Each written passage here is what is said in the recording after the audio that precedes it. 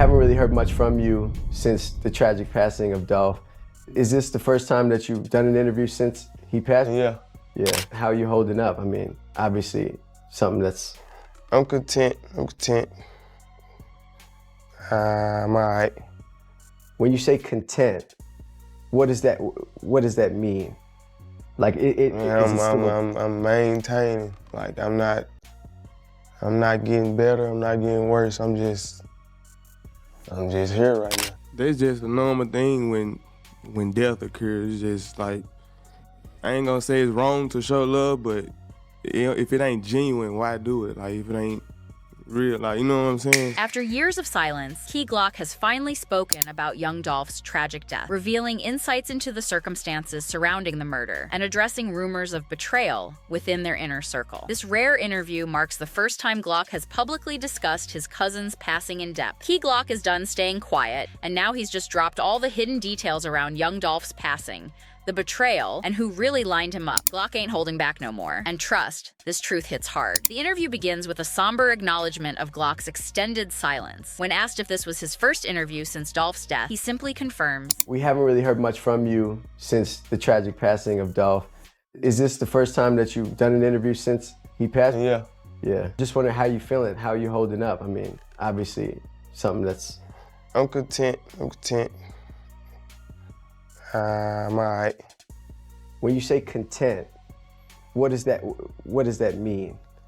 Like I'm maintaining. Like I'm not getting better. I'm not getting worse. I'm just here right now. What makes this situation particularly painful is the close relationship between the two artists. Young Dolph and Key Glock weren't just business partners or label mates. They were blood relatives who had built Paper Route Empire together. This family connection adds another layer of complexity to the tragedy and its aftermath. During the interview, Glock addresses the wave of public support that followed Dolph's murder, suggesting much of it was disingenuous. That's just a normal thing when death occurs. It's just like, I ain't gonna say it's wrong to show love, but if it ain't genuine, why do it? Like if it ain't real, like, you know what I'm saying? So everybody know, like I know, like you know, then fuck with bro like that. You know what I'm saying? This statement suggests Glock has been processing not just the loss itself, but also the perceived hypocrisy of those who publicly mourned Dolph while allegedly harboring different feelings privately. The pain of losing his cousin has been compounded by watching people he believes didn't truly support Dolph in life suddenly express grief after his death. For almost 4 years, Glock has carried this burden largely in silence, focusing on maintaining Dolph's legacy through Paper Route Empire, while privately dealing with his grief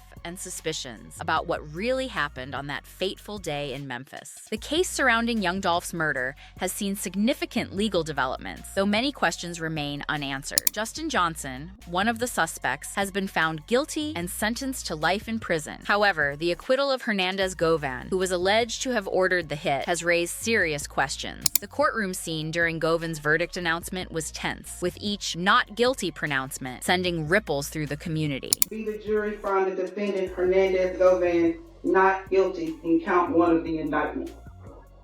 We, the jury, find the defendant Hernandez Govan not guilty in count 2 of the indictment. Mr. Johnson, is this your verdict? No. Is this your verdict? Yes. Is this your verdict? Yes, ma'am. Is this your verdict? Yes. Is this your verdict? Yes, Your Honor. Is this your verdict? Is this your verdict? Yes.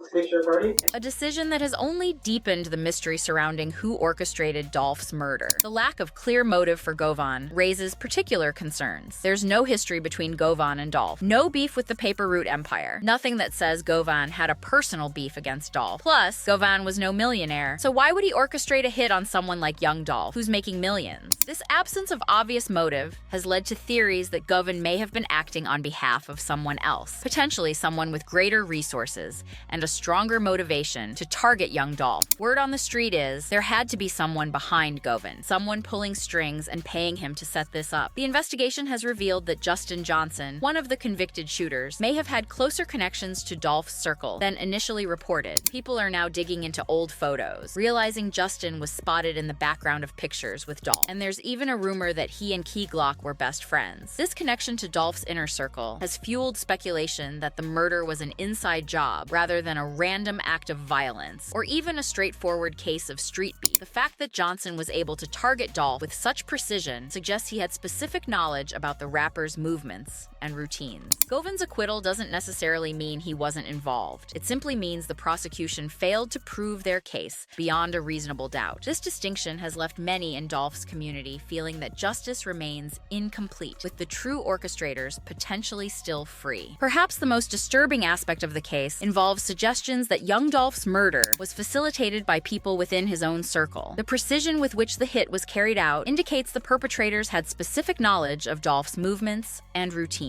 September 17, 2021. Dolph was just getting cookies for his mom at Makita's homemade butter cookies. If you know Dolph, you know this was a routine, a place he went to all the time when he was back in Memphis. Now, for Justin to pull up on Dolph like that, get that close, catch him slipping in broad daylight, it shows he had to know Dolph's routine. This level of familiarity with Dolph's habits suggests someone close to him may have provided information to the killers. The cookie shop was a known favorite of Dolph's, a place he visited regularly when in Memphis. For the shooters to target him, there indicates they either had been tracking his movements for some time or had inside information about his whereabouts. The apparent familiarity between Justin Johnson and members of Dolph's circle has fueled speculation about potential betrayal. Justin had shown up in a couple of videos with Glock, even made an appearance in Glock's music video for Hot, wearing an orange jacket, chilling with the crew like he wasn't a threat. These revelations might explain Key Glock's extended period of silence following the murder. That's why after Dolph got killed, Glock lay low. Homies were expecting him to speak up to show some pain, but Glock disappeared into the shadows. It was probably eating him up inside, wondering how he let a snake like Justin get so close. The implications of these connections are profound. If Johnson was indeed acquainted with members of Paper Route Empire, it raises questions about whether information about Dolph's movements was deliberately shared or inadvertently leaked. It also suggests the murder may have been more personal than initially believed, possibly stemming from complex dynamics within Dolph's own circle rather than from external enemies. Some observers have connected Dolph's murder to broader conflicts in Memphis, noting that right after Dolph's death, a lot of other big names in the street started getting wiped out too. Names like Josh Taylor, the head honcho of the Triller Mafia gang, one of the deadliest gangs in Memphis. Word on the street is this is the same gang Justin was rolling with when he killed Dolph. This connection to the Triller Mafia gang adds another layer to the case, suggesting Dolph's murder may have been part of larger street politics rather than an isolated incident. While Dolph himself wasn't affiliated with gangs, his position and connections in Memphis made him a potential target in ongoing conflicts. As more details emerge about Young Dolph's murder, significant questions remain about who ultimately ordered the hit and what role, if any, those close to him may have played in facilitating it. The complexity of the case is compounded by Dolph's decision to maintain strong ties to Memphis despite the potential dangers. As rapper Boozy Badazz has noted, "You gotta be ready when you go back, bro. You go to your hometown, bro. You got the who was in class who ain't never like you." This perspective highlights the risks successful artists face when remaining connected to their origins. Young Dolph seemed well aware of these risks, but chose to embrace Memphis regardless. He made it clear over and over that Memphis was his home, his kingdom. His debut album was even called King of Memphis. This commitment to his hometown may have ultimately contributed to his vulnerability. The very title King of Memphis could have created tensions with others who saw themselves as having claim to the city's hip-hop throne. Dolph's success, combined with his unapologetic embrace of his hometown status, potentially made him a target for those who felt threatened by his prominence or resented his success. Another complicating factor is the nature of Dolph's business model. As an independent artist who maintained ownership of his masters and built Paper Route Empire from the ground up, Dolph represented a different path to success than the traditional major label route. His ability to generate wealth while maintaining creative control and ownership may have created both admiration and resentment within the industry.